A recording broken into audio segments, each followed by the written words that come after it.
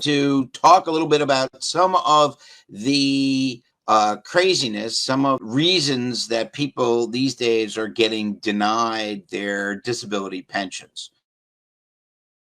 I have several examples of, you're not going to believe it, but it just so happens that it's gotten even more crazy than I thought it could. We had a case where the pension board had my client evaluated by a doctor of theirs, and their own doctor indicating that my client was disabled. Yet the pension board indicated that they were going to rely on their own and determine that my client was not disabled as a result of the work accident. So literally, they had sent our guy to the doctor. The doctor writes a report that says my client's disabled. The doctor writes a second report that says it's related to the work accident, and the pension board still denied the application for accidental disability pension. So we actually had to bring to court the pensions doctor to testify on behalf of my client. When somebody is applying for pensions, the usual reasons that people get denied are because the board is saying that they are either A, not disabled at all, or they're saying they're disabled, but it's not because of the work accident. That's something that you should just naturally have anticipated. So therefore it's not something that's considered undesigned or unexpected. Therefore, that's not something that would count for accidental disability pension. I'll give you an example.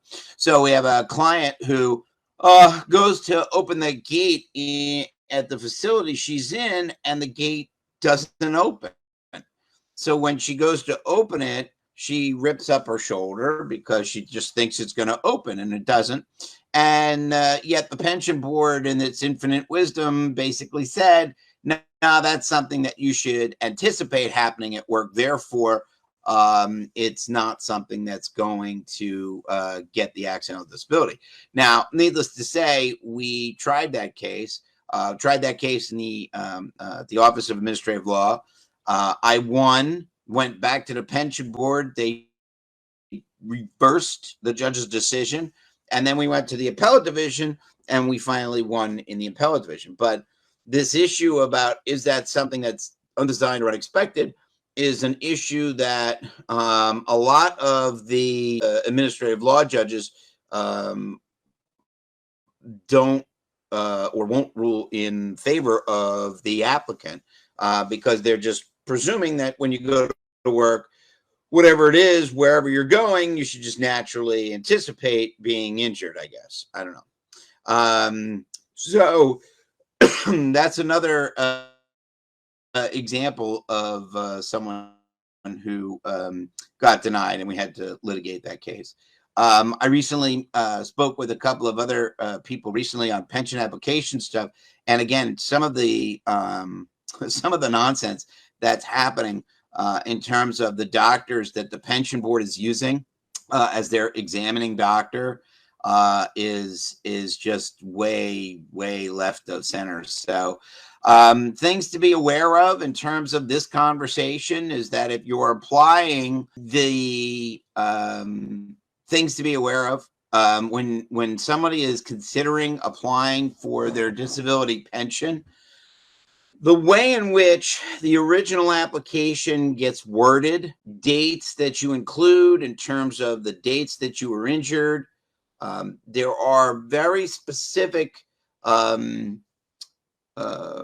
nuances to not only the application process, but the information that gets submitted. And the problem is that the counselors are, and I'll give you an example, the counselors are just providing information that is just not accurate. I had a client, we applied for a disability pension, had 2 work accidents. One had nothing to do with the other. They were totally different body parts. And the pension board tried to tell my client that they should include all of the dates of accident in their application. So as a result of that conversation, my client says, well, why didn't we include both? And what they didn't tell my client is the fact that if you included both, we would have lost, because when it comes to pensions, if you include more than one date of accident, you have to demonstrate all of the requirements for all of the dates of accident. So it can't just be, oh, I satisfy this requirement on this case, but not on this case, therefore I still win. Doesn't work that way. The issue is that if you put multiple dates of accident, then you have to be able to satisfy all of the requirements for all of the dates of accident. So it's important at the end of the day to understand that the counselors are giving advice, or not opinions, but they're giving information that is very, very general and that can be very harmful to your particular application. So it's just something to be very aware of.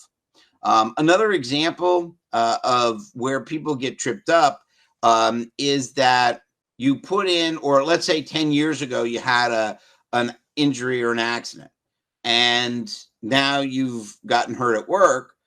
The pension board tries to latch on to the fact that, oh, you got hurt 10 years ago, and now you're applying, so therefore you should not be eligible for the higher pension because you got hurt before, so therefore it's an aggravation of a pre-existing condition. Well, nothing could be further from the truth.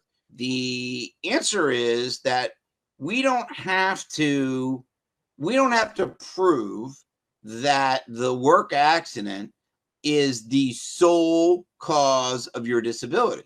That's not the legal requirement.